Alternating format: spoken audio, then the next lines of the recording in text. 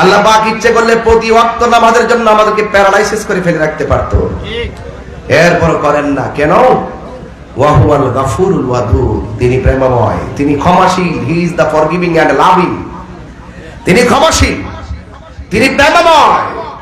তিনি এমনিতে আপনাকে বানান নাই, প্রেম করে বানিয়েছেন বলেই চেহারাটাকে আল্লাহ নিজের হাত দিয়ে বানাইছেন। সুবহানাল্লাহ, নিজের হাত দিয়ে। খলাকতু বিয়াদাইয়া, আল্লাহ বলে আমি তোমার চেহারাটাকে নিজের হাত দিয়ে অঙ্কন করেছি, নিজের হাত দিয়ে বানিয়েছি।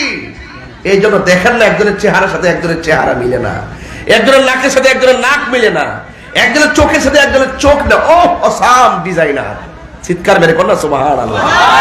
হি is the first, last, open and secret, ওয়াল আউয়াল ওয়াল আখির ওয়াল যাহির ওয়াল বাতিন, there is no god but আল্লাহ।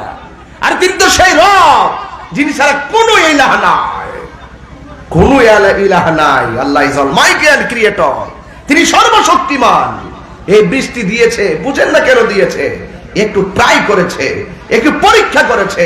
আরে বান্দার আমি তুফান দিয়ে পরীক্ষা করব, বান্দাকে আমি ভয় দিয়ে পরীক্ষা করব, বান্দাকে আমি রোগ দিয়ে পরীক্ষা করব, বান্দাকে আমি অভাব দিয়ে পরীক্ষা করব, বান্দাকে আমি বিভাগ দিয়ে পরীক্ষা করব, বান্দাকে আমি ধন সম্পদ কেড়ে নিয়ে পরীক্ষা করব।